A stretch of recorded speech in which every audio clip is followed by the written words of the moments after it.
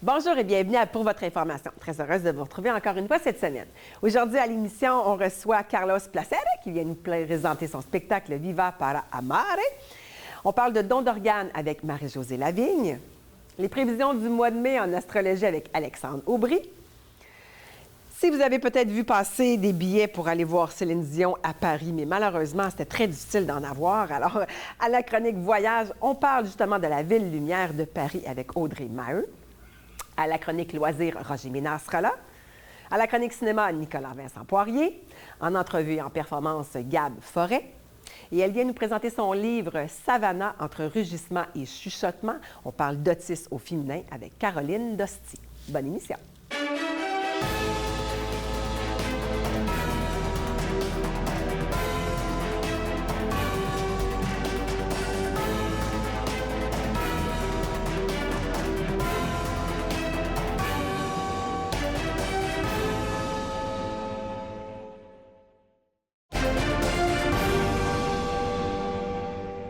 Ma première invitée est travailleuse sociale et autrice du livre Savannah, entre rugissement et chuchotement.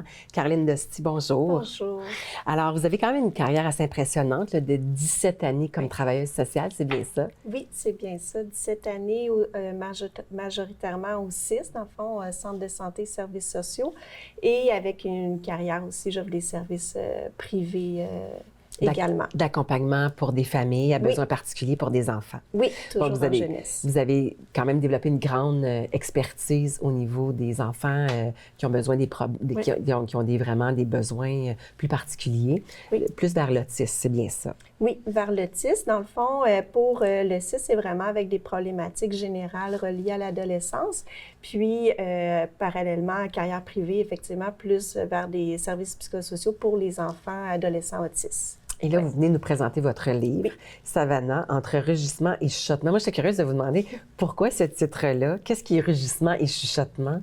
Oui, bien, c'est une excellente question. Dans le fond, rugissement, parce que la petite Savannah, quand elle revient de l'école, après une journée, elle est en surcharge sensorielle. Donc, les filles, surtout les filles autistes, ont tendance à accumuler beaucoup, ne font pas nécessairement de demande d'aide à l'école et là, réagissent à toute l'accumulation des stimuli, tout ça. Donc, à la maison, dans un lieu qui est familier, bien, c'est la décharge. Fait que c'est la crise, donc le rugissement. Et chuchotement, le parallèle, parce que Savannah, dans des contextes sociaux, elle a tendance à s'exprimer quasiment en murmurant. Donc, ça fait part un peu de mutisme, des fois aussi, où elle n'arrive pas à parler. Donc, vraiment, au niveau de ses difficultés plus sociales. Donc, c'est vraiment le parallèle entre rugissement et chuchotement. C'est un beau parallèle, c'est vrai. Et c'est quand même un beau projet que vous avez eu. D'où est venue l'inspiration de faire ce livre-là? Bien, c'est parti vraiment d'une question de ma fille, Iliana, qui, à ce moment-là, l'année dernière, avait 9 ans et qui m'a dit, mais maman, pourquoi les livres qui parlent d'autisme, c'est toujours un personnage masculin? Parce que c'est vrai d'emblée, hein? Ben oui, c'est vrai. Puis je me suis mis à réfléchir à ça. J'ai dit, ben, sais-tu quoi, t'as raison. J'ai jamais vu un livre jeunesse qu'il y avait une petite fille dedans. Alors, j'ai dit, ben pourquoi on n'en fait pas un? Fait que Iliana, qui est une grande artiste, qui fait du dessin depuis longtemps, s'est proposée pour faire les illustrations. Donc, ça a été vraiment un projet mère-fille. Oui, c'est un beau projet. Parce que, justement, vous le mentionnez, là, c'est vrai qu'on associe beaucoup autiste au masculin. Je pense que ça a été les études qui ont démontré la statistique. Mais il y a quand... Tu sais, parlons-en, parce qu'il y a quand même une grande différence entre un garçon autiste et une fille autiste. Quels sont les traits majeurs de distinction des deux? Oui. Ce qu'on sait, c'est que les garçons autistes ont des intérêts spécifiques, des intérêts particuliers qui sont beaucoup plus atypiques que les intérêts des filles. Donc, la petite fille autiste va avoir des intérêts qui sont semblables à ses congénères. Donc, peut aimer les animaux, peut aimer, je sais pas moi, les Barbies, mais c'est juste que l'intensité va être un petit peu plus grande que chez les autres filles de son âge. Une autre différence, c'est que les filles ont tendance beaucoup plus à se camoufler, donc à utiliser ce qu'on appelle le masking, ce qui fait en sorte qu'elles analysent beaucoup leur environnement et elles calquent les comportements observés des autres petites filles, c'est des très, très, très bonnes actrices, donc des très bonnes comédiennes. Pour camoufler le tout. Camoufler, mais ça demande une énergie considérable, ce qui fait qu'elles finissent leur journée d'école et sont épuisées. Tandis que le garçon, lui, ben camoufle pas tant, là. Non, c'est ça. Il se laisse aller à ce moment-là, puis il est ce qu'il est. Est-ce que c'est vraiment... Donc, c'est vraiment des caractéristiques qui sont comme ça. J'imagine ce qui fait en sorte que c'est plus difficile de diagnostiquer une fille qui serait autiste qu'un garçon? C'est beaucoup plus difficile. Donc, ça prend vraiment une équipe qui est multidisciplinaire, une équipe qui se connaît bien en autisme au féminin. Ce que ça l'amène, c'est que les filles vont passer plusieurs évaluations diagnostiques avant parfois de tomber là, sur le diagnostic d'autisme. Ça retarde la prise en charge, ça retarde les services à l'école, ça retarde, beaucoup de choses, la connaissance de soi. À l'adolescence, on va parler de diagnostics comme troubles anxieux, troubles de la personnalité limite, TDAH, bipolarité, etc. Puis, qui est quand même assez grave, parce que quand on diagnostique pas la bonne chose, on s'en va dans une direction qui est totalement ailleurs. Oui. Effectivement. Il y a Mélissa Perron, qui est une autrice de livres aussi, qui a écrit son autobiographie, puis qui en fait mention. Puis avec les diagnostics erronés, vient parfois aussi de la médication. Donc, non seulement on ne diagnostique pas la bonne chose, mais là, on traite aussi quelque chose qui n'a pas nécessairement à être traité. Fait qu'il y a beaucoup de filles autistes qui vont avoir un diagnostic, mais à l'âge adulte.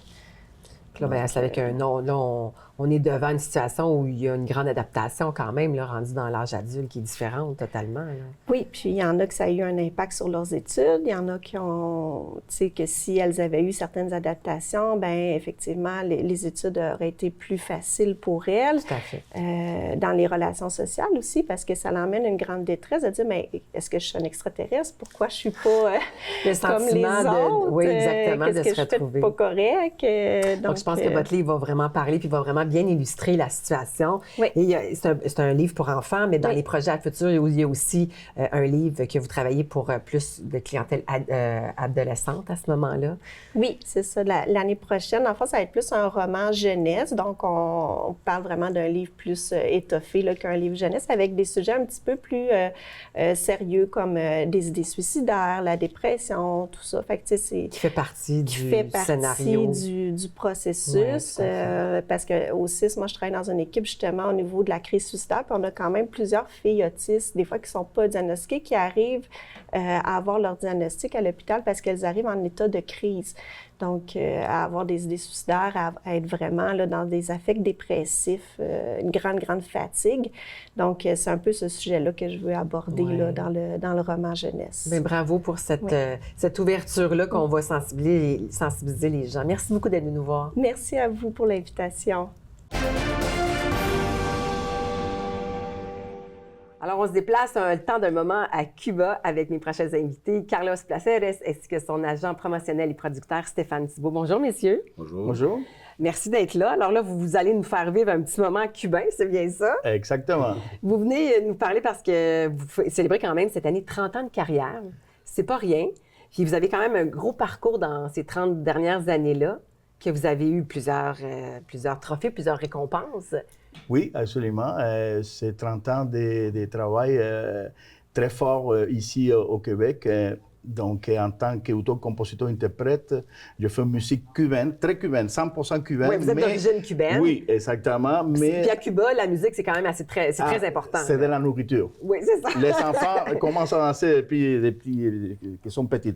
Donc, moi, je fais une musique très à moi. Et influence la musique traditionnelle cubaine, africaine. Et c'est ça que j'essaie de présenter au public, quelque chose de différent en restant cubain. Oui, c'est ça. Donc, vous avez gagné un Félix en 2010, quand même. Oui, c'est ça, meilleur album de musique du monde. Quand même, c'est pas rien, hein? c'est honorable. Et en 2016, un autre, mais plus un Latino Award du Canada. Meilleur album de musique tropicale originale. Oui. Et qu'est-ce qui vous distingue comme artiste cubain? Moi, je suis un parolier, c'est-à-dire, moi, j'utilise beaucoup. Chez nous, on appelle troubadour. Okay. Trovador. Ouais. Simplement, c'est pour dire que moi, j'utilise la poésie et je fais des chansons engagées, des chansons d'amour. Il y a des fois dans double sens, et c'est un mélange romantique et piquant. Oui, c'est ça, vous avez un côté un peu romantique. Oui, c'est là. ça, voilà. Oui. Et piquant. Et piquant, oui, c'est ça. Épicé. Oui, c'est ça. Monsieur Thibault, vous êtes l'agent promotionnel et le producteur de Carlos. Absolument. Et donc, vous avez une entreprise, vous travaillez dans ce domaine-là, puis vous accompagnez là, Carlos. C'est bien exact. Donc, j'ai une compagnie qui s'appelle Stib Gestion Artistique. Et puis, Carlos, c'est une réunion depuis longue date qu'on s'est connus auparavant. Et là, on se réunit pour un nouveau spectacle pour faire la promotion de nouvelles formules de spectacle avec Carlos. Oui, c'est un duo, oui. donc avec son pianiste Yoel Diaz. Nouvelle formule, plus intimiste. Alors, on travaille sur ce projet-là pour le spectacle du 22 mai. Et il y a aussi un album qu'on a vu le jour en 2023. Je vais vous laisser dire le nom pour que je me trompe. Et s'appelle Vida para Amar. Vida para Amar. Une vie à aimer. Oui, parfait. Une vie Alors, à aimer. oui, c'est des chansons que j'ai écrites pendant la COVID. Oui. Donc, on a enregistré ça. Et les chansons, ils parlent de l'importance de s'aimer. De dire aux gens, je t'aime, et pas attendre trop longtemps pour dire. Parce que la période de la COVID, on était là. On était là. Ensemble, l'amour est important de se trouver. Donc, toutes les chansons, même si on peut danser, même si c'est pour écouter, ils parlent de ça dans toutes les chansons.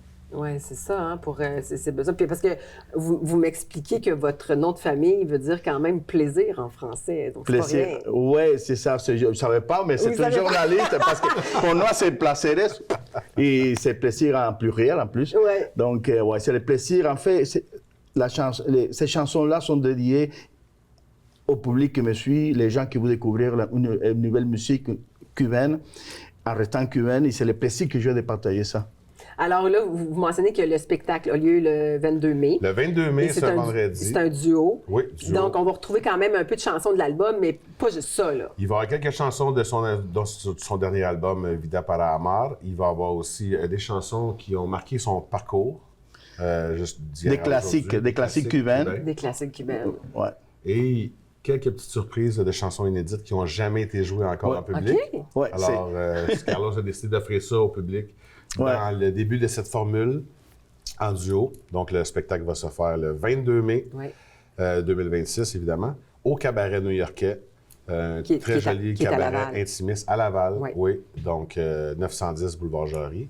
Les billets sont en vente sur Eventbrite, sont en vente aussi sur lepointdevente.com. Sinon, vous pouvez rejoindre directement la production par le courriel stibpromo@gmail.com. Puis là, ben, pour donner un avant-goût aux gens, on va se laisser sur un extrait des chansons pour nous faire rythmer, parce que dans le spectacle, on va quand même danser sur notre chaise, rappelons-le. Absolument, ça va bouger. On a des surprises dans le spectacle aussi qu'on ne peut pas dire. Donc, manquez pas ça. Un gros merci.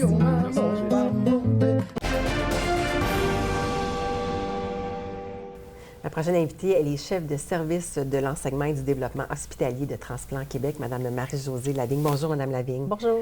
Alors, aujourd'hui, on parle de dons d'organes. Il y a quand même eu une grande hausse dans les dernières années. Là. On parle que le Québec a quand même atteint un sommet historique de 196 donneurs. C'est quand même pas rien, mais c'est pas quand même... On reste encore dans l'insuffisance. Oui, il y a encore beaucoup de gens sur les attentes.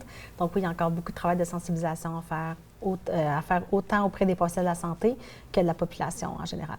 On vient de terminer la Semaine nationale du don d'organes et c'est une semaine qui est vraiment là pour sensibiliser les gens à donner, à faire la signature de sa carte de don d'organes, la carte d'assurance maladie. Oui. Pour nous, c'est une grosse semaine, la Semaine nationale du don d'organes, où c'est vraiment l'apogée d'une campagne de publicité qui se déroule depuis plusieurs semaines, où on incite les gens à dire leur volonté auprès de leurs proches, de signer la carte d'assurance maladie et d'en parler à leurs proches. Puis aussi, on fait beaucoup de sensibilisation auprès des professionnels de la santé dans les centres hospitaliers, beaucoup de kiosques, de conférences qui ont lieu tout au cours de la semaine. Parce que, comprenons-le bien, lorsqu'on signe la carte d'assurance maladie, ce n'est pas un automatisme nécessairement. Non, il faut toujours que l'équipe vous identifie comme donneur potentiel, donc qui est la première étape, qui est la plus importante et qui réfère à Transplant Québec. Et ensuite, la famille a toujours l'option de refuser ou d'aller vers l'avant avec le don. OK. Mais, donc, même si la carte est signée, la famille pourrait dire non pour X, Y raison. Oui, okay. Absolument. Mais c'est sûr que quand quelqu'un s'est positionné mentionné, ne faites part à sa famille, la décision est plus facile à prendre. OK. Donc, ça aide beaucoup les familles à s'orienter dans leur prise de décision quand une personne a signé sa carte, le registre ou en a parlé. Parce que je pense que c'est important que les gens comprennent que lorsqu'on est donneur de dons d'organes, on peut aller jusqu'à sauver 8 vies, là. Oui. C'est pas rien, là. Non, c'est énorme. C'est énorme la différence. J'étais vraiment comme étonnée de lire ça, là. 8 vies, c'est quand même, c'est un don de soi, là. Oui, c'est un don de soi. Puis même vie, mais un organe là, va sauver la vie d'une personne ou va améliorer grandement sa qualité de vie là, au quotidien, là. Donc, chaque organe est super important.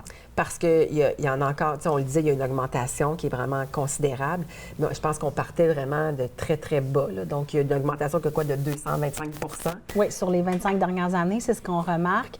Donc, une grosse abondance des références qui nous sont faites chez nous à Transplant Québec. Puis ça fait, depuis les 5 dernières années, là, où est-ce qu'on fait quand même un nombre considérable de donneurs, mais il y a encore près de 900 personnes en attente là, d'un organe. Oui, c'est ça que vous m'expliquez. Oui. La liste d'attente, 900, c'est pas rien, mais c'est quand même, est-ce que c'est 900... Ça fonctionne comment, les attentes? Est-ce que c'est par organe? Est-ce que c'est divisé au niveau provincial? Oui, bien, c'est quand même complexe, mais oui, grosso modo, il y a une liste par organe pour le Québec. Donc, vos chances sont pratiquement les mêmes là, si vous êtes en Gaspésie ou à Montréal d'avoir un cœur. Mais oui, chaque liste, chaque organe a ses critères particuliers pour l'attribution de l'organe. Donc, soit le temps d'attente, des fois il va y avoir le groupe sanguin, la compatibilité sanguine, donc qui va être pris en considération, là. Et aussi, je lisais dans la documentation qu'on peut prendre un organe vraiment d'un bébé là, qui n'aurait pas succombé comme à l'accouchement, donc de 48 heures. Et on parlait jusqu'à une dame de 92 ans, là, vraiment pour avoir ces organes-là. C'est quelque chose que vous avez récemment conçu, là? Oui, bien, les donneurs, oui, le plus jeune avait 48 heures, puis notre plus âgé avait 92. Donc oui, c'est une information que les gens savent peu. Souvent, ils vont dire à 50 ans, ben, je suis trop vieux, ouais, je ne pourrais pas donner, là. je n'ai pas signé. Mais oui, 92 ans, le donneur va donner son foie. Le foie se régénère, donc la capacité d'aider encore c'est ça. une personne, oui. Est-ce que mais c'est des choses pas courantes que vous ne faisiez pas nécessairement dans le passé? Oui, c'est sûr que dans le passé, peut-être qu'on greffait des organes, peut-être de donneurs un peu plus jeunes. Puis là, bien, la médecine s'améliore, puis on repousse les limites, puis on se retrouve à greffer des patients avec des organes de personnes plus âgées, puis qu'on a des excellents résultats, là. Oui, c'est ça, tout à fait. Parce que idéalement, tu sais, vous sensibilisez les gens, mais votre but ultime pour vous aider encore plus à sensibiliser, qu'est-ce qu'on pourrait faire pour que les gens voient encore plus l'importance de ça? Bien, nous, il y avait eu une commission parlementaire là, il y a 2 ans, puis ce qu'on faisait comme recommandation, c'est qu'il y ait une loi encadrant du don d'organes au Québec qui nous donnerait vraiment un levier beaucoup plus important au niveau de la sensibilisation des professionnels et du grand public, nous aiderait aussi dans tout ce qui est soutien aux familles, donc avoir un budget peut-être plus important pour avoir encore plus de personnel pour soutenir ces familles-là, donner encore plus de formation. Donc, c'est des leviers qui sont importants là, dans le futur là, pour nous aider à augmenter la visibilité puis le nombre de donneurs aussi au Québec. Tout à fait. Ouais. Parce qu'une personne sur la liste d'attente, est-ce qu'il y a une moyenne de temps d'attente? Êtes-vous capable de prédire ça? Êtes-vous capable de dire à une personne qui attend combien de temps? J'imagine que c'est difficile à prévoir. Bien, c'est difficile à prévoir. Là. Oui, on a dans notre bilan, on a des temps d'attente par organe. C'est sûr que le rein, bon, c'est l'organe des fois qu'on va attendre le plus longtemps. OK. Bien, il y a beaucoup de personnes en attente aussi de rein. Mais c'est très difficile. Ça va dépendre du groupe sanguin de la personne, de l'organe qu'elle a besoin. Il y a tellement de facteurs là, qui rentrent en considération. C'est difficile de prévoir quoi que ce soit. Est-ce qu'il y a un organe qui est plus difficile à avoir qu'un autre, nécessairement? Bien, l'organe, si je me rappelle bien, dans l'ordre de ça, on a les reins qui sont l'organe qu'on a le plus transplanté. Ensuite, les poumons. Foie, cœur, c'est pas mal dans ceux qui sont peut-être un peu plus difficiles à obtenir. Oui, c'est ça. Donc, bien, tu sais, juste rappeler aux gens, il n'y a pas d'âge pour donner. Non. Vraiment pas. Non. Donc, il ne faut pas se restreindre à ça. Concevoir quand même que chaque greffe de rein permet d'économiser à l'État 50 000 $. Ces 50 000 $, c'est quoi? Bien, c'est les traitements là, d'hémodialyse que le patient reçoit, mais ça ne prend pas en considération quand il va retourner sur le marché du travail puis il va recontribuer aussi à la société. Fait que c'est plus que 50 000 par année. C'est plus que 50 000 $. Donc, c'est vraiment très important et que, bien, moi, ça m'a vraiment étonnée qu'une personne qui décide de signer sa carte, décide de donner ses dons, peut aller jusqu'à 8 vies à sauver. Donc, je pense que c'est le seul message à retenir. C'est très important de le faire. Oui, très important de signifier, d'en parler à ses proches. Si vous voulez être donneur d'organes, vous devez en parler puis signer soit la carte d'assurance maladie ou le registre de la RAMQ. Pour qu'à votre décès, votre corps fasse une différence. Oui. Donc, c'est important. C'est important d'en parler, c'est important de le dire. Oui. Merci d'être venu nous voir. Un gros merci beaucoup.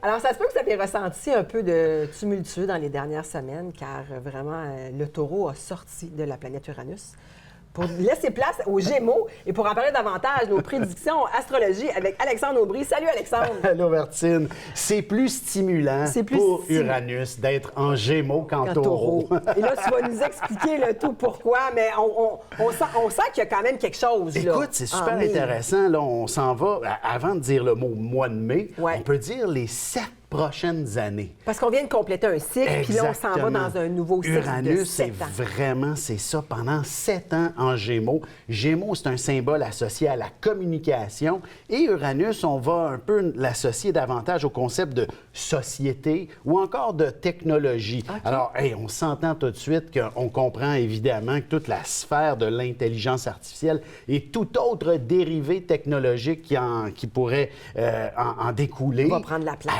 Oui, c'est extraordinaire. C'est une vraie belle ouverture qui se passe, astrologiquement parlant, pour aller beaucoup plus loin. Et même chose sur le plan de la société, le concept de communication. Maintenant, on s'entend que, écoute, le taureau, pour faire une histoire courte, c'est un symbole matériel, d'argent. Okay. Uranus a été là-dedans, donc dans les 7 dernières années. Écoute, on se chamaille pour toujours de l'argent dans notre univers. Ben voilà qu'on va peut-être se parler maintenant. Bon, finalement. Donc, on va peut-être apaiser les guerres. Parce que le Gémeaux est moins là-dedans. Oui, c'est ça. C'est vraiment, il faut qu'on s'entende, il faut qu'on se parle, il faut qu'on se dise tout, en quelque sorte. Ouais. Alors que le taureau, ben c'est, je dois me remplir les poches, là. Je dois me remplir les poches, là. Okay. Donc, on pense avec le bélier, Alex. Écoute, oui, tout à fait. Puis, parlant de bélier, juste avant, là, je voulais juste dire, par rapport au mois de mai, en général, on va avoir quand même, à la fin du mois de mai, le soleil qui va traverser, justement, en Gémeaux, vers le 21-22, et croiser Uranus. On pourrait s'attendre à des révélations croustillantes à ce moment-là, potentiellement de la part d'un gouvernement ou d'un autre, mais ça devrait faire le tour du monde rapidement. Alors on part ça. Bélier. Oui, les béliers, évidemment, il s'agit définitivement d'un mois, j'ai envie de dire, tout à fait associé à notre, peut-être, univers. On a besoin de rendre notre chez-soi un peu plus beau, agréable, confortable, je dirais, d'une certaine façon. Alors, designer, amateur, professionnel, peu importe, on veut mettre ça rayonnant à la maison. C'est essentiel pour son mieux-être, puis par la suite aussi, évidemment, ressentir qu'il est fier de son chez-lui pour les mois d'été à venir. Là. Bon, mais pourquoi pas? Exactement. Avec les taureaux. Taureaux, écoute, c'est sûr que le soleil se trouve en taureau encore pendant quelques semaines, comme je disais, là, jusqu'à peu près au 21 mai, et ça représente beaucoup de vitalité, d'énergie. Mercure également est dans cette réalité-là. Mais vers la fin du mois, on passe effectivement à une autre dynamique qui, lui, vient probablement rattraper le taureau à vouloir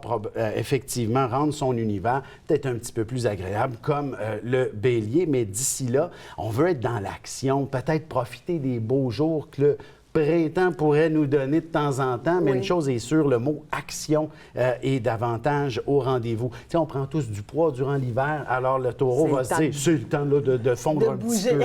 Oui. Tout à fait. Les Gémeaux. Gémeaux, il y a peut-être une période un peu qui les rend un peu plus perplexes au début de cette, disons, les 2 premières semaines de mai, où l'idée est peut-être d'un peu plus réfléchir, faire preuve de créativité, écouter davantage de séries, lire des bons livres. Oui, tout à fait. C'est donc une approche un peu plus artistique ou et ou émotionnel qui se retrouve au fond des Gémeaux. Mais une chose est sûre, lorsque Soleil, Mercure vont passer en Gémeaux à la fin du mois, le mot action, on veut bouger et probablement que période anniversaire pour certains à ce moment-là pourrait être beaucoup plus heureux de s'organiser toute une dimension amusante, plaisante et se gâter, pas à peu près. Ah, bien, tant mieux. Cancer. Cancer, écoute, on a Jupiter encore en Cancer. Il faut en profiter parce que Jupiter reste en Cancer jusqu'à la fin du mois de juin.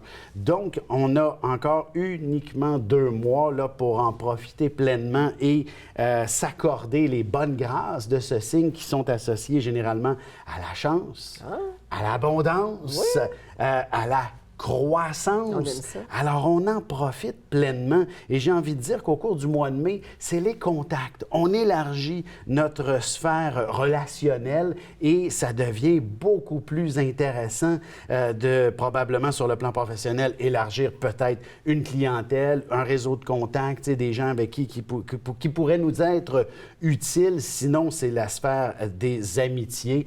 Et pourquoi pas ouvrir la porte un petit peu à l'aspect sentimental.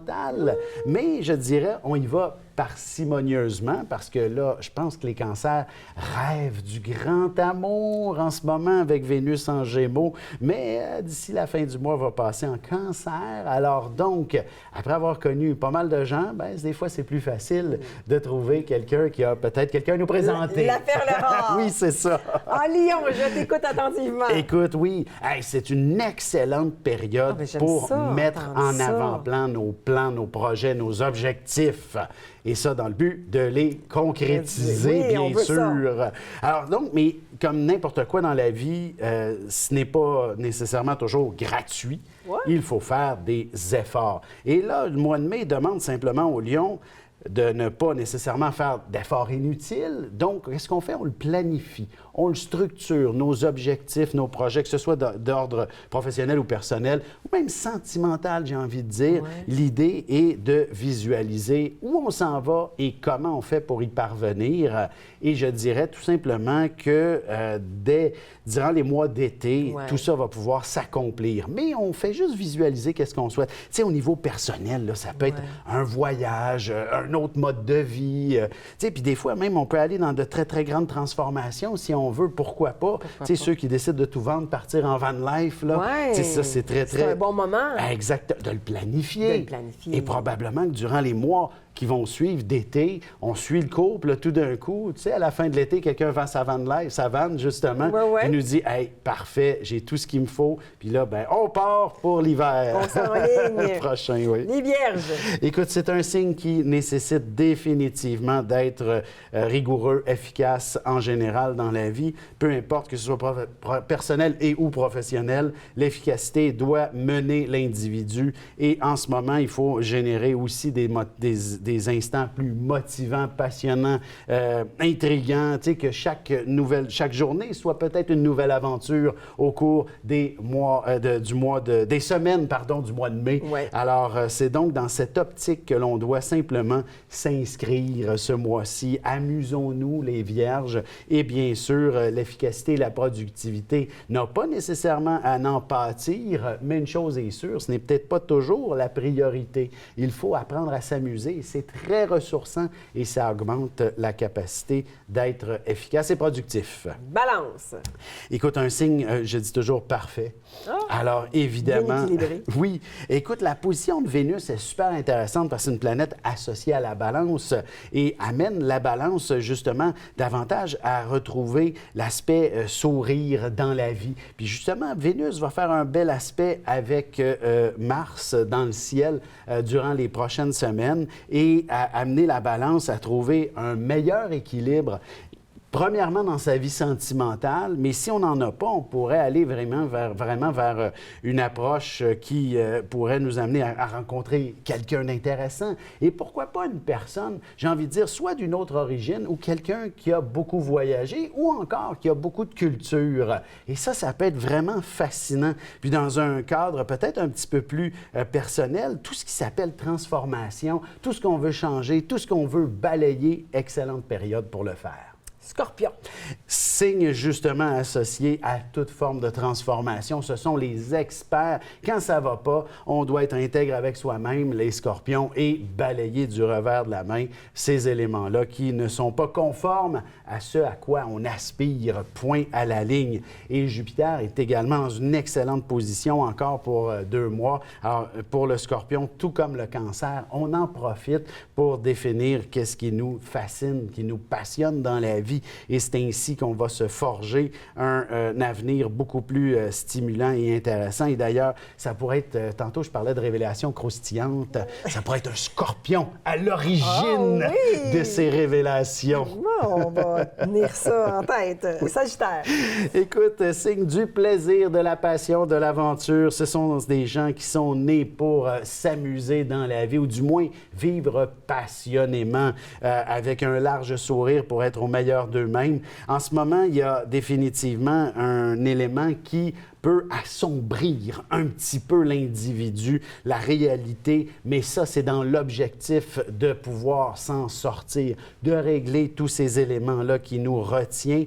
Et je pense tout simplement qu'il y a certainement quelques beaux aspects dans le ciel qui vont faire en sorte de prendre conscience de qu'est-ce qu'on doit changer pour s'en aller vers quelque chose de plus passionnant. Écoute, ce qui est aux portes du Sagittaire, c'est vraiment un renouveau. Pour certains, ça va être de partir leur entreprise. Pour d'autres, c'est d'aller vivre à l'étranger. C'est quelque chose de majeur qui s'en vient et le mois de mai peut certainement aider le Sagittaire à découvrir, surtout avec l'être aimé, les personnes avec qui on partage notre vie, de trouver le chemin pour cette direction. Génial. Capricorne. Capricorne, écoute, c'est un signe qui nécessite tout de même de savoir où il s'en va dans la vie et comment on fait pour le savoir. On demande aux gens qui nous entourent, ça peut nous aider des fois. C'est un peu ça le mois de mai, en quelque sorte, de se rapprocher un petit peu plus de ceux que l'on aime d'une certaine façon, d'effacer toute tension qu'il pourrait y avoir à la maison. Et ça, bien, des fois, c'est tout simplement, premièrement, un grand ménage à la maison. Tu sais, ça épure l'esprit de tout le monde. Surtout si on vit plusieurs là, sous le même toit. Hein, quand c'est beau et propre, là, même si c'est juste le Capricorne qui a tout fait, on peut demander un peu d'aide. Hein, ça ne fera pas de tort, mais une chose est sûre, ça épure et ça fait du bien à l'ensemble de la famille. L'avant-dernier, Verseau. Verseau, écoute, c'est donc une période tout simplement axée.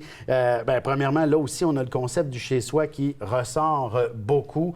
On devrait définitivement faire en sorte d'être en harmonie avec ceux qu'on aime. Écoute, je vois le mot aussi amour, là, que j'essaie de... Il n'arrête pas de me flasher. Là. Vénus ressort fortement.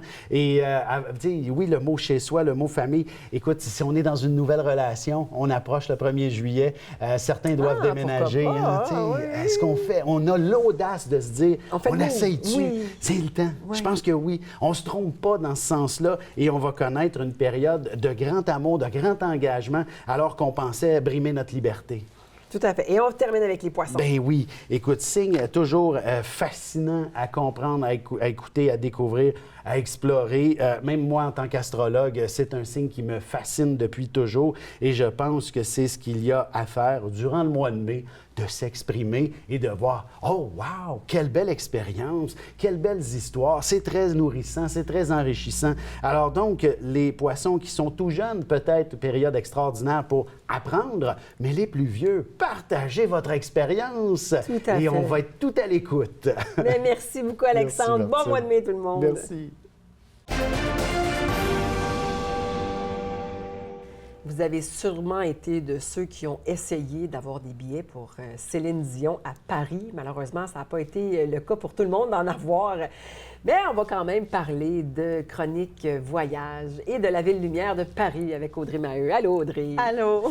Alors oui, hein, on en parlait d'emblée. On a vraiment tous essayé très, très fort d'avoir des billets pour Céline Dion. Malheureusement, peu ont été chanceux parce que c'était vraiment un tirage au sort.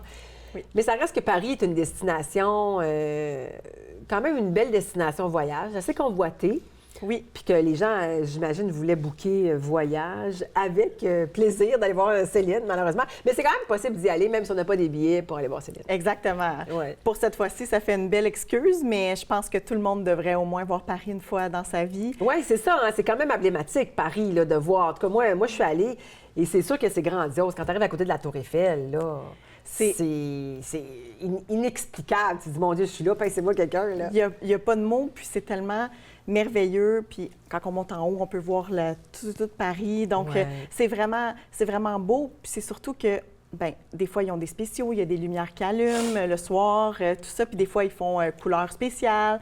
Le jour de l'an aussi, c'est très beau, mais le jour de l'an, c'est très cher. Fait qu'on y va un autre temps. Oui, ça doit. Ah, mais tu vois, c'est une destination que j'aurais pas pensé pour le jour de l'an. Oui. Oui, Bien, quand même assez festive. Oui. J'aurais pas pensé. Festive. Puis, tu sais, tout le monde aussi trouve ça bien parce que c'est un petit vol quand même. Souvent, il y a des vols directs. Il y en a sur plusieurs compagnies. Ouais. Puis aussi, bien, c'est très, très, très abordable. Là. On a des billets pour Paris souvent à moins de 500 Ah, quand Donc, même. ça, c'est. Mais pas dans le super. jour de l'an. Pas dans le jour de l'an. Pas dans le jour de l'an. Parce que, bon, on parle de la Tour Eiffel, l'emblème, c'est emblématique de Paris. Mais c'est pas juste ça, là. C'est beaucoup plus que ça. Il y a quand même des cafés. Beaucoup... Moi, je me souviens, il y a beaucoup de restaurants. La nourriture est quand même très présente là-bas, là. Oui, puis il y a plein de choses. Il y a les macarons, il y a autant la nourriture, les petits croissants, les petites baguettes pour dîner. On peut prendre du vin, évidemment. Tout le temps, du vin, Tout le temps, partout, du vin. Puis il y a un restaurant que j'ai beaucoup aimé, ça s'appelle Bouillon Chartier. OK. Il y a 3 adresses à Paris, puis c'est vraiment bon. Vraiment à bas prix. Puis, c'est vraiment la cuisine française. Donc, ça permet de découvrir plein de choses. Il y a du boudin, il y a des choses qu'on ne serait pas porté peut-être à prendre, mais c'est vraiment très bien. Puis, ils font ça vraiment beau. Ils écrivent ce que tu veux commander sur ton menu, sur la table directement. OK. C'est des papiers qu'ils jettent ensuite. Ouais. À la fin, ils mettent le prix dessus. Ça te fait office de facture. Donc, c'est très unique. J'ai bien aimé ça. Oui, c'est ça. Il faut quand même prendre en considération que c'est l'euro actuellement. Mais c'est ça. Je pense que c'est possible de faire un voyage à tout prix. Je pense qu'on se donne un budget. Puis c'est facile de le respecter quand même. On peut prendre un temps en hôtel proche de la Tour Eiffel, des Champs-Élysées, de l'Arc de Triomphe ou un petit peu plus loin. C'est moins cher quand on va un petit peu en banlieue, dépendamment du temps qu'on a. Si on a 2-3 jours, on est mieux de payer plus cher puis être au centre puis à distance de marche. Ouais. Puis si on a 10-15 jours, aussi bien être plus loin, 1 heure de métro RAM, ça se fait super bien. Ça se fait très bien, oui, c'est ça. Moi, je me souviens, là, parce que le transport en commun est très populaire là-bas. Très développé. Très développé. Pas parfait, on l'adore. On l'adore, puis très, très moderne. Là. Oui, exactement. Même que le métro a 2 étages à plusieurs endroits, fait que c'est très bien. Donc, c'est très accessible. On parle aussi, il y a quand même de gros monuments quand même. On a les Invalides, c'est là qu'il y a beaucoup de musées. On a aussi le Louvre avec la Joconde. Ouais. Donc, moi, personnellement, je ne suis jamais allée parce qu'à chaque fois, il y avait des lignes interminables. c'est ça, Donc, faut être patient. Oui, j'ai choisi de ne pas y aller. Ouais. Notre-Dame de Paris, il faut Ben parler de cette peut pas, église magnifique que j'ai vue avant et après qu'elle a passé au feu, évidemment, en 2019. Oui. Et Donc, est-ce qu'ils ont fait la même chose ou ils ont fait des modifications? Ils ont rénové. OK. Ils ont essayé de garder des pièces, mais ils ont rénové. Puis, évidemment, c'est gratuit. On peut aller la visiter gratuitement réouverte depuis 2024. Donc, ça, c'est vraiment à voir. Si on ne l'a jamais vu, c'est plate de ne pas l'avoir vu avant, mais au moins, ils ont bien restauré le tout. Oui, Ouais. tout à fait, c'est bien. Il y a aussi, on ne peut pas passer à côté de la croisade sur La croisade sur la Seine, la Seine. que j'ai adoré, qui est inclus là, quand on fait le petit billet d'autobus à 2 étages. Oui, c'est là. ça, le C'est tour de inclus, ville. oui. Donc, il y a un audio-guide en français, en anglais. Donc, on peut mettre ça sur ses... Puis, on passe vraiment à côté de tout. Il explique tous les monuments, les bâtisses. Donc, c'est super bien fait. Puis, c'est tranquille. Quand c'est l'été, parce que l'hiver, c'est frisquet. Oui, c'est frisquet. Moi, je me souviens, j'avais été à l'automne, puis c'était quand même pas très chaud. Tu sais, c'était quand même. Exact. Il fallait s'habiller, mais c'était quand même convenable. Mais j'imagine que l'hiver, c'est beaucoup plus froid. C'est plus froid, là. Moi, quand j'étais allée au mois de décembre, là, 6 degrés, mais très humide, c'était très froid. Oui, c'est ça. Donc, l'été, le printemps, c'est parfait. Puis, moi, ce que j'ai beaucoup aimé, c'est vraiment, on est allé visiter l'opéra. Donc, ils te chargent 20 € pour visiter l'opéra, mais si tu veux voir un opéra, c'est 25. Fait que aussi bien prendre le kit puis la visiter. Donc, c'est magnifique, les lustres, tout ça. Donc, à voir vraiment. Puis, tu sais, on a écouté un spectacle, on savait pas c'était quoi, mais c'est pas grave. On est à était Paris, là. puis c'est pas grave. Exactement. Il y a aussi le cimetière, quand même, qu'on ne va pas passer à côté. Oui, le cimetière Père-Lachaise, qui est excessivement grand, vraiment beau. Puis, on peut se promener des heures et des heures avec beaucoup d'arbres, tout ça. Donc, c'est très bien. Il y a des petits restos juste à côté. Donc, il y a des vedettes qui ont été enterrées là. Donc, c'est vraiment un lieu incontournable. Ouais. Aussi, ben, on a vu aussi les catacombes, donc les catacombes qui sont à visiter. Il ne faut pas être claustrophobe, évidemment, mais on descend avec un petit escalier en colimaçon, puis on voit, il y a plus que 6 millions de Parisiens qui sont enterrés là. Wow. Dans le fond, c'est à un moment donné, il y avait trop de cimetières, il y avait trop de maladies, fait qu'ils ont décidé de fermer tout ça puis de rapatrier les ossements. Fait qu'ils ont tout mis ensemble, ils savent pas c'est à qui ou quoi que ce soit, mais ils ont tout mis ça, puis là, ça fait un beau lieu à visiter, un peu différent de ce qu'on voit d'habitude de l'effervescence en haut de Paris. Oui, tout à fait. On ne peut pas passer à côté du château de Versailles quand même. Château de Versailles, excessivement beau. Les jardins, à voir, passer une journée là. Puis c'est vraiment bien fait parce que pour la famille, si à un moment donné, les petits-enfants, c'est trop long à marcher, bien, on peut louer des petits carts de golf. Donc, on loue un petit cart de golf, on peut faire tous les jardins. Il y a des fontaines, il y a tout ça. Donc, c'est vraiment beau. Puis, on peut y aller en transport en commun directement de Paris. Donc, ça se fait en une journée. C'est parfait pour une excursion d'une journée. Alors, à mettre sur la bucket list d'un voyage Paris. Moi, je me souviens quand j'étais allée, j'étais juste assis dans un petit café à siroter un petit cappuccino avec un petit croissant. Exact. De juste contempler la ville puis de se sentir là-bas. C'est un grand épuisement quand même. Oui, c'est à voir, à revoir et à revoir. Oui. Audrey-Marie, merci beaucoup. De rien. Bonne journée. Nous avons plein de belles suggestions sorties pour vous à la chronique loisirs avec Roger Ménard. Allô, Roger! Allô, allô! Alors, toujours plein de belles activités que tu nous proposes. Et on commence avec une petite évasion au Capri, à l'italienne, Côte d'Azur, dans un restaurant, Patio. Oui, Patio, près du collège Lionel Gros. Oui, à Sainte-Thérèse. Puis, comme tu disais, avec un resto-bar, ambiance vraiment charmante, festive. Oui, méditerranéenne. Oui, méditerranéenne. Et le décor est vraiment impressionnant. La Côte d'Azur, Capri jusqu'à Marbella. En tout cas, tu fais un petit tour d'Europe. Puis, naturellement, on savoure là différents plats inspirés du sud de l'Europe, accompagnés de bons vins sélectionnés. Oui, c'est ça. Hein? On parle aussi du Festival international des Nuits d'Afrique.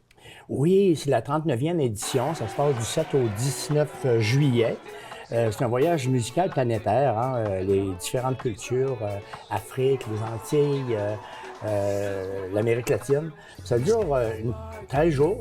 On parle de 700 artistes qui font des différentes prestations.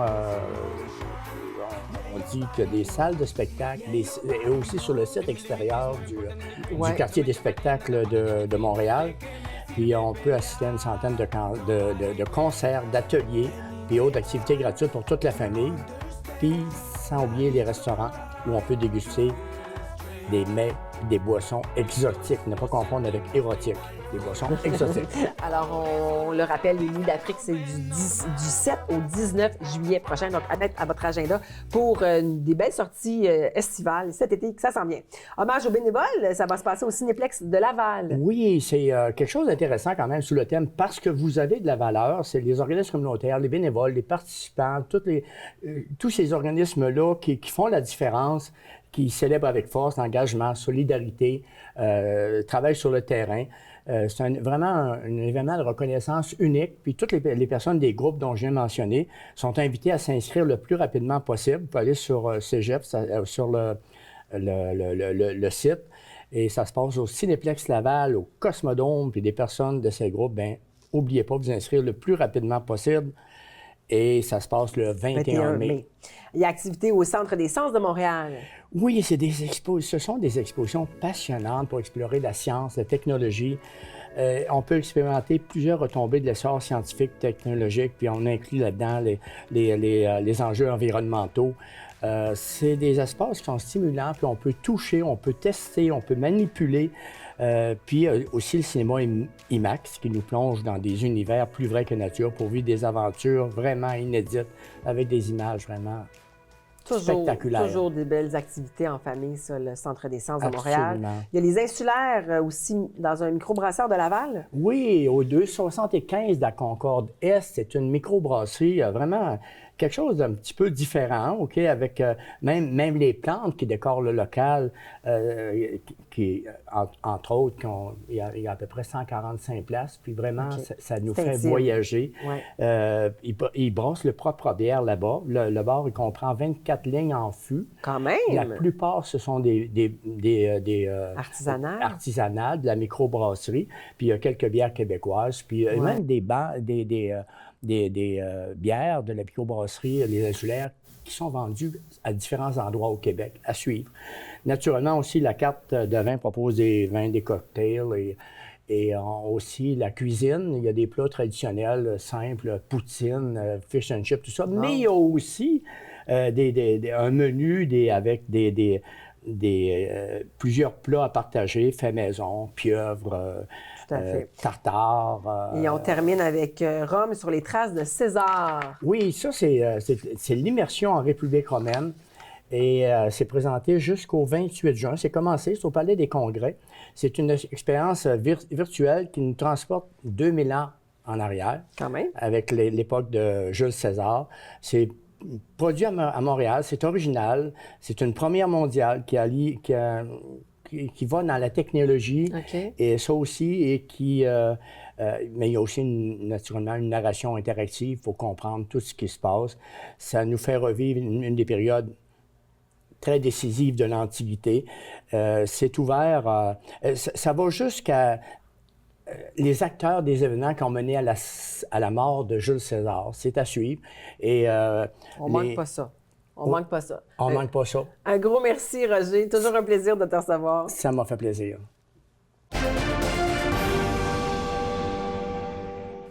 Je m'appelle Nicolas Vincent Poirier. Et aujourd'hui, je vous parle du film biographique sur la vie de Michael Jackson, intitulé Michael. Le film le plus ambitieux de l'histoire du cinéma, au niveau des biographies musicales, parce qu'on parle d'un budget de 200 millions de dollars. C'est ce qu'on estime entre 165 et 200 millions de dollars pour le film Michael, qui a pris l'affiche le 24 avril 2026. C'est un film de 2 heures et 8 minutes. C'est quand même moyennement long. Et en gros, on suit l'ascension de la carrière de Michael Jackson à partir de ses débuts avec les Jackson 5 en 1966 jusqu'en 1988, où vraiment il est considéré comme le roi de la pop. Et quand je dis que c'est un film, j'ai dit plutôt un film très ambitieux. Il y a le budget, oui, évidemment, 200 millions de dollars avec les reshoots et tout ça, mais pour une autre raison aussi, l'acteur principal qui interprète Michael Jackson. Alors, son nom, c'est Jafar Jackson, c'est un des neveux de Michael Jackson. Et ce qui est particulier là-dedans, c'est que c'est son premier film. C'est pas... oui, il peut devenir un acteur. Oui, il interprète très bien son oncle Michael Jackson, mais en général, avec un budget de 200 millions de dollars, on a besoin d'une tête d'affiche assez forte. Mais dans ce cas-ci, Michael Jackson, c'est un peu comme... on peut le voir un peu comme un super-héros de l'univers Marvel ou DC. Juste son nom, ça va attirer beaucoup de gens au cinéma. Et bon, c'est justement ce qui est arrivé dans sa première fin de semaine. Le film a fait 219 millions de dollars à travers le monde. Et au niveau de la réalisation, ce qui est particulier aussi, c'est que c'est le réalisateur Antoine Fuqua qui a réalisé le film. C'est un excellent réalisateur, mais c'est un réalisateur de films d'action. Il a fait la trilogie Equalizer. Il a aussi fait Training Day en 2001. Donc, que lui s'attaque à un drame biographique musical, c'est quand même particulier. C'est pas, moi j'aurais plus vu Baz Luhrmann, celui qui a fait Elvis en 2022, réaliser ce film-là. Mais j'ai bien aimé la réalisation. Il y a beaucoup de critiques qui parlent négativement du film. Et moi, personnellement, déjà au départ, Michael Jackson, sa musique, je suis pas un fan. Ça me fait ni chaud ni froid. Entendre sa musique, ça me dérange pas, mais bon, c'est pas dans mes goûts, disons. Donc, qu'est-ce que c'est ce film-là pour moi? C'est des moments importants et connus de la vie de Michael Jackson, entrecoupés par des numéros musicaux qui représentent, durant le moment que le film se passe, où est-ce qu'il était dans sa carrière. Mais à qui est destiné ce film? C'est une question que je me suis posée parce que moi, en tant que personne, bon, je me suis dit peut-être que ça s'adresse un peu aux gens comme moi qui connaissent Michael Jackson, pas fans. Donc, est-ce que c'est pour rendre des gens comme moi fans? Eh bien, la réponse est non. Je vous le confirme. Bon, la musique est la même aussi.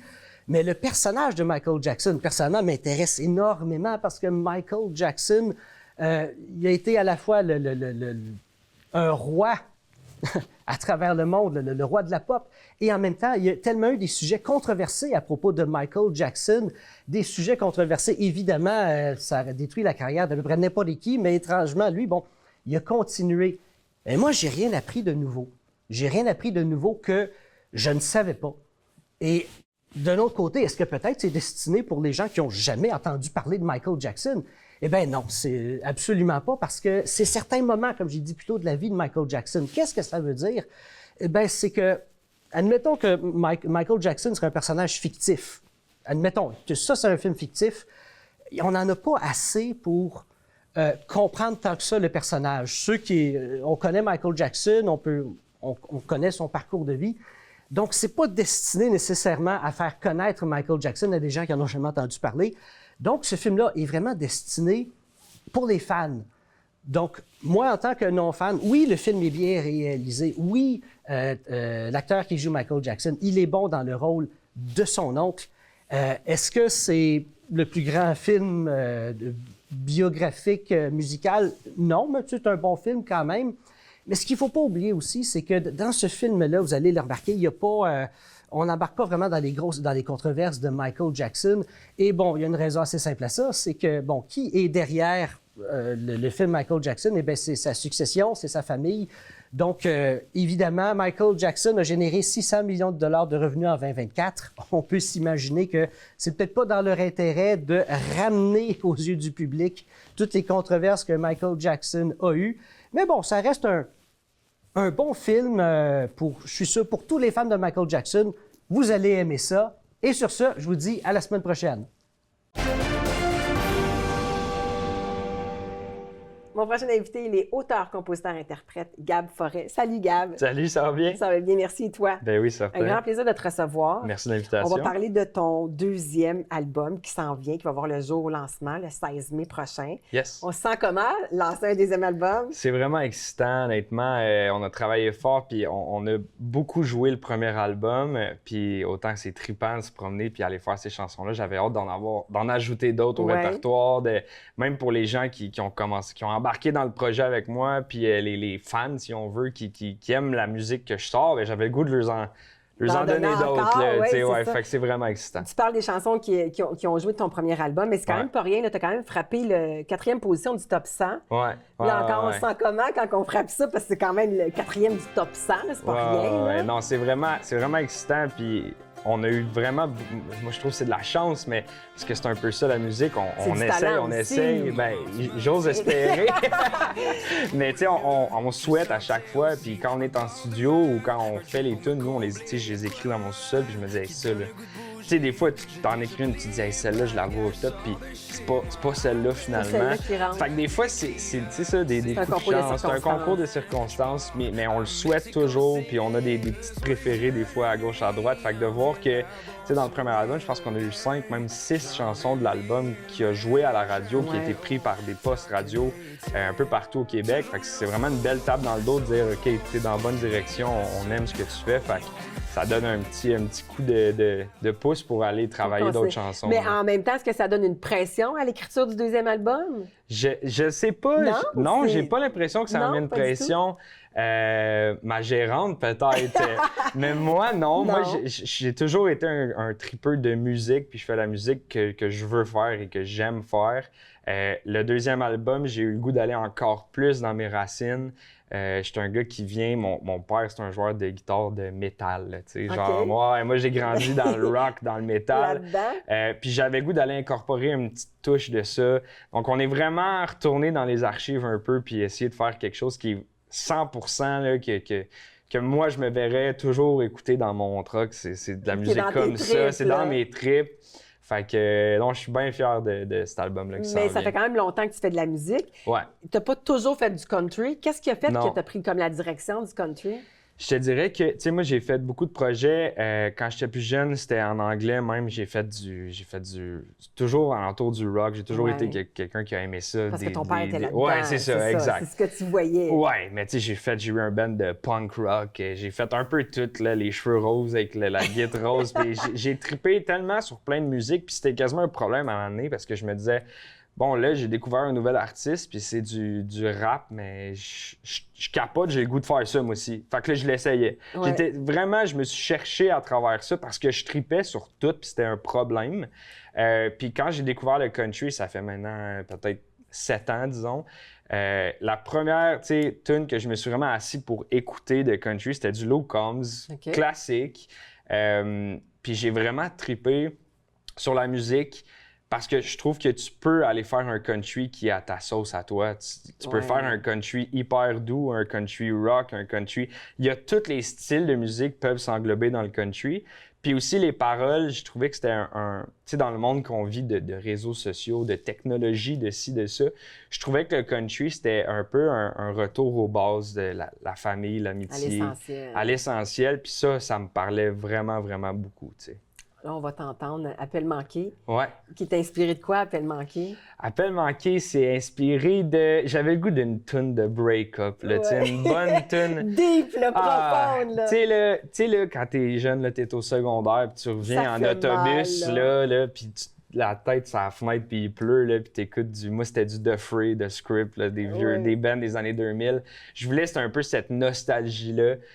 Donc, c'est vraiment là, l'histoire d'un gars qui perd sa blonde, sa femme, peu importe. Puis là, il essaie de la revoir. Puis là, il a peut-être dépassé un peu la ligne cette fois-ci. Il est peut-être rendu trop tard, il a attendu trop longtemps. Fait que vraiment, là, le sentiment de nostalgie, d'essayer de rattraper la personne qu'on aime. Puis je l'ai écrit avec Laurent Saint-Martin puis Doug Saint-Louis. Okay. Puis on était vraiment dans une bulle créative, vraiment le fun quand on l'a écrit. Puis je pense qu'on voyait toute la même vision. Fait que ça s'est écrit super vite, puis c'est une de mes chansons coup de cœur de l'album. Là. Bon, mais Gab, un gros merci d'être venu nous voir. Je te laisse t'installer Merci à parce toi. qu'on va l'entendre, tu vas nous l'interpréter. Perfect, on fait ça. Merci.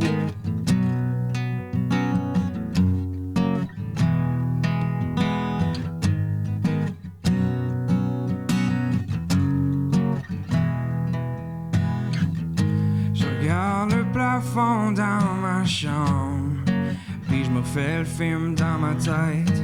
Il me semble qu'on était bien ensemble avant le bruit de la tempête. C'est un peu tard pour les désoler. Il y a des erreurs, tu peux pas réparer. À chaque appel, la ligne est coupée. Je sais guitare, laisse-moi m'expliquer. Encore un autre appel manqué. J'essaye, mais je peux pas t'oublier. Là, je pense que je me suis planté. Je sais même plus quelle heure il est. Seul au monde, dans un bar, au milieu de nulle part. Y'a plus personne qui veut me servir un round de fort. Encore un autre appel manqué. Mais je vais toujours essayer.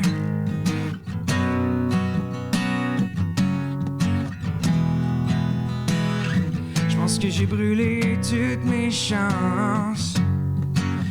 Comme un vrai pyromane. Est-ce qu'on peut renaître de nos cendres, revenir comme avant que ça vire au drame? C'est un peu tard pour les désoler.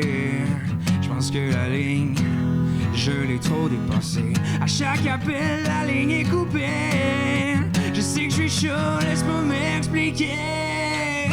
Encore un autre appel manqué. J'essaye, mais je peux pas t'oublier. Là, je pense que je me suis planté. Je sais même plus quelle heure il est. Seul au monde, dans un bar, au milieu de nulle part. Y'a plus personne qui veut me servir un round de fort. Encore un autre appel manqué. Mais je vais toujours essayer.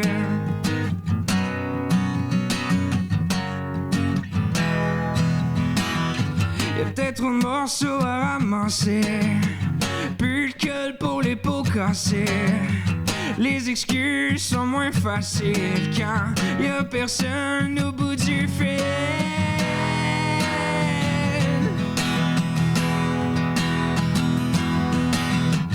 Encore un autre appel manqué. J'essaye mais je peux pas t'oublier. Là je pense que je me suis planté.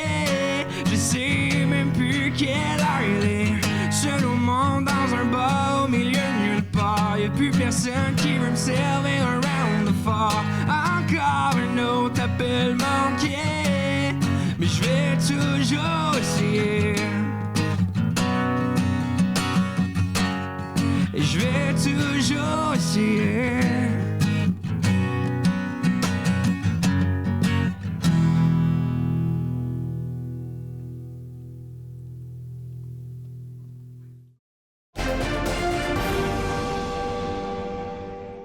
Et voilà, c'est ce qui complète le contenu de cette émission pour cette semaine. J'espère que ça vous a plu. Pour tout le rattrapage de nos émissions, on vous invite à aller sur notre site internet à tvrl.ca. Un gros merci à toute notre équipe, nos caméramans Benoît, Daniel et Yannick, à la réalisation Alain, ainsi qu'à la coordination et à la recherche Sophie.